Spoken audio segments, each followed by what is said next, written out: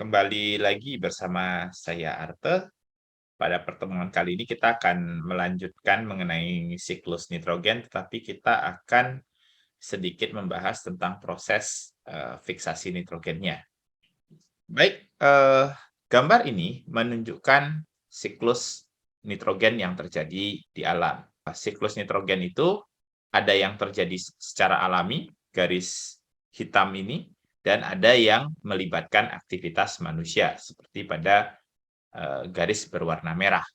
Seperti pada video sebelumnya, sudah saya jelaskan bahwa sumber nitrogen terbesar itu ada di udara, ya, dalam bentuk gas nitrogen. Nah, gas nitrogen ini kemudian bisa bereaksi dengan air dengan bantuan energi dari halilintar, kemudian akan berubah menjadi amonia yang masuk ke dalam tanah. Amonia juga bisa masuk melalui air yang meresap ke dalam tanah akibat adanya amonia yang diproduksi oleh mikroorganisme di perairan.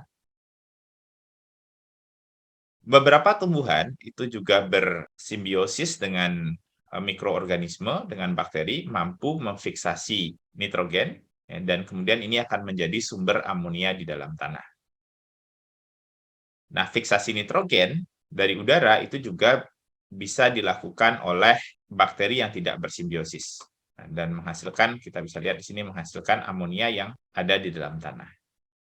Nah, selain dari proses fiksasi nitrogen, amonia juga bisa berasal dari ekskresi hewan, kemudian bisa juga dari proses penguraian jasad-jasad makhluk hidup seperti hewan dan tumbuhan. Kemudian amonia juga bisa berasal dari letusan gunung berapi di sini, ataupun dari asap pabrik. Amonia kemudian dapat diubah melalui proses nitrifikasi menjadi nitrat, ya, di mana nitrat ini diasimilasi oleh tumbuhan menjadi senyawa asam amino, seperti yang sudah dijelaskan di video sebelumnya. Dan kemudian nitrat juga bisa diubah kembali menjadi gas nitrogen melalui peristiwa denitrifikasi. Nah, di sini yang perlu ditekankan adalah bahwa fiksasi nitrogen itu harus dilakukan pada kondisi anaerob. Nah, bagaimana kemudian kondisi itu tercipta pada organisme-organisme konfiksasi nitrogen? Oke, baik, salah satu organisme yang mampu memfiksasi nitrogen seperti yang kita tahu adalah golongan legum, kacang-kacangan, ya. Nah, kacang-kacangan ini memiliki nodul. Nah, di mana di nodul ini kita dapat temukan bakteri Rhizobium yang bersimbiosis dengan kacang-kacangan. Nah, di sini bakteri Rhizobium akan mengubah gas nitrogen menjadi amonia. Yang kemudian amonia ini bisa dimanfaatkan sebagai sumber nutrisi bagi tumbuhan. Nah, sebagai gantinya, bakteri Rhizobium mendapatkan gula sebagai sumber energi bagi. Seperti yang saya jelaskan sebelumnya, proses fiksasi nitrogen itu berlangsung secara anaerob. Nah, bagaimana kemudian menciptakan kondisi anaerob di nodul ini? Sedangkan sel-sel tumbuhan yang ada di nodul itu juga butuh oksigen agar bisa hidup. Oke, nah untuk menjawab hal tersebut, mari sekarang kita lihat proses fiksasi nitrogen terlebih dahulu yang terjadi di nodul. Nah, fiksasi nitrogen itu dikatalisis oleh enzim nitrogenase, di mana dia akan mengikat gas nitrogen dan kemudian mereduksi gas nitrogen menjadi 2 molekul amonia. Enzim ini memiliki atom zat besi, di mana apabila atom tersebut mengikat oksigen, maka enzim ini menjadi tidak aktif. Itulah alasannya kenapa fiksasi nitrogen harus berlangsung secara anaerob. Nah, kemudian bagaimana nodul bisa menciptakan kondisi anaerob tersebut? Mungkin teman-teman sudah pernah tahu bahwa nodul ini berwarna merah. Nah, kenapa berwarna merah? Karena nodul ini mengandung zat yang disebut dengan leguminohemoglobin.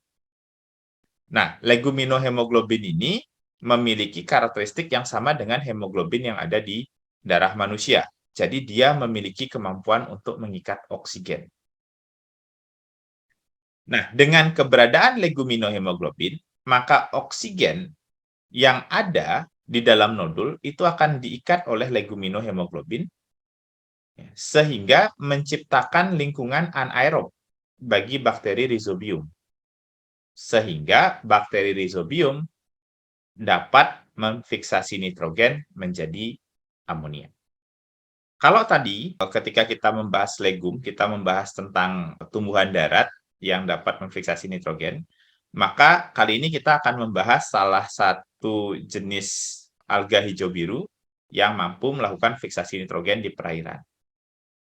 Oke, alga hijau biru seperti nostoc atau anabaina memiliki organ khusus untuk proses fiksasi nitrogen yang disebut dengan nama heterochis.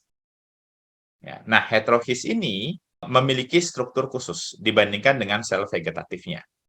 Heterochis itu memiliki dinding yang kedap udara. Jadi di sini nitrogen ataupun oksigen tidak bisa masuk ke dalam heterochis. Jadi untuk melakukan fiksasi nitrogen, nitrogen itu akan ditransfer dari sel vegetatif ke heterochis dan kemudian di sini akan diubah menjadi amonia oleh enzim nitrogenase.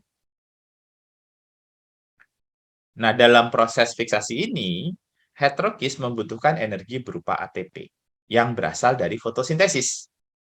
Nah, pertanyaannya adalah bagaimana cara agar fotosintesis dapat menghasilkan energi namun tidak memproduksi oksigen. Seperti yang kita tahu, ada dua fotosistem. Yang pertama adalah fotosistem 2 dan fotosistem 1. Nah, fotosistem 2 adalah tempat terjadinya produksi oksigen melalui reaksi fotolisis. Sedangkan pada fotosistem 1 tidak terjadi reaksi fotolisis, artinya fotosistem 1 tidak menghasilkan oksigen. Nah, fotosistem 1 itu dapat menghasilkan ATP melalui proses yang dikenal dengan nama fosforilasi siklik. Jadi, kesimpulannya adalah heterochis dapat memfiksasi nitrogen pertama karena dia memiliki dinding kedap udara sehingga oksigen tidak bisa masuk ke dalam heterochis.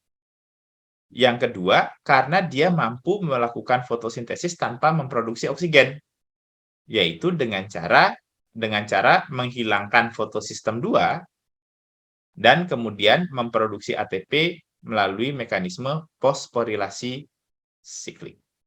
Baik, sekian video kali ini. Semoga mendapat wawasan kemudian mengenai bagaimana sih kok fiksasi nitrogen bisa berlangsung pada beberapa organisme. Sampai ketemu di video berikutnya.